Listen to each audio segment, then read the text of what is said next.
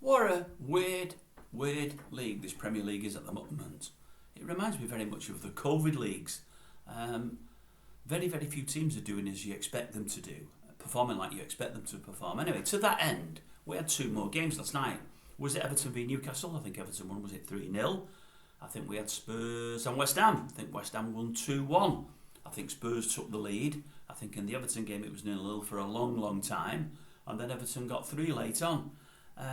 Both results probably not what you'd have expected. If a gun was put to your head, you'd have probably fancied Spurs and Newcastle of the 4. But you knew they had issues with injuries and so on and so forth and bad runs of form.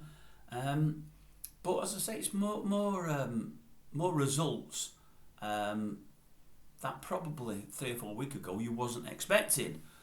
But really what I want to focus on in this message is Everton. Again, just a fantastic result last night. Absolutely fantastic. I'm over the moon for that Garnacho goal, being a United fan. As I say, I was worried to death about us going into that bear pit first game back after the points deduction. I think luckily Garnacho got a bright and early goal. It got the team on the up because it was a wonder goal, and we got a second goal at the right time, and obviously we run away with the game from there.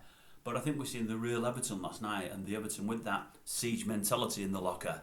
And I tell you what, bear pit it is too. You know, I've mentioned Everton a few times in here because, as I say, my son-in-law's a massive fan, as is my grandson. So it's just Man United for me all the way. I've not got any second teams or anything like that. I don't believe in that palaver. But I'll look out for Everton to an extent now, just for those two. And I know what it means to them. And I, like many in football, feel that Everton were actually done to. The 10-point deduction was just horrendous.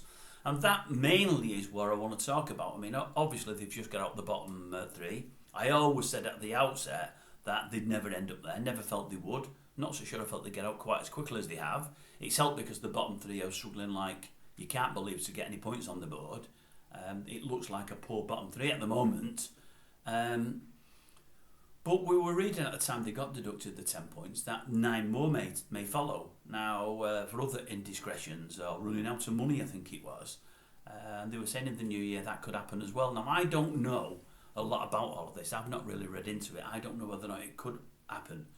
But I would suggest, if I were an Everton fan, not that I'd want it to happen at all. I mean, I think the 10 points has been horrendously hard. I really do. I could cope with it as an Everton fan if the same and more befell the Chelseas and the Cities of this world who have been investigated, especially City. I mean, based on what happened to Everton, City could end up in the Conference League. Won't happen, obviously, with all the money that they've got, but that's how far they could fall. Because after what's happened to Everton, then, a hell of a lot worse should befall Manchester City for what they've done over a number of years. But no, I thought to myself, if I was an Everton fan and there was that chance of the 9 points looming, another 9-point deduction, which I'm sure won't happen. I've not heard anything about it since, but I read about it at the time they lost the 10 points. I'd say, bring it on now. Do it to us now. Don't do it next year or the year after. Do it to us now.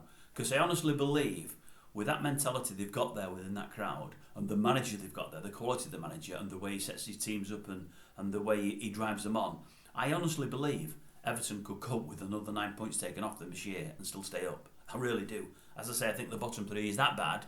Forest are doing the best to get in there as well. I think there's 3 or 4 teams there that will ensure that even if Everton lost more points, they would still stay up. And then at least next year, they're going into the year with a completely clean slate. I'm not advocating they lose more points, folks. I don't want that. I don't think they should have lost 10. I think that was really harsh.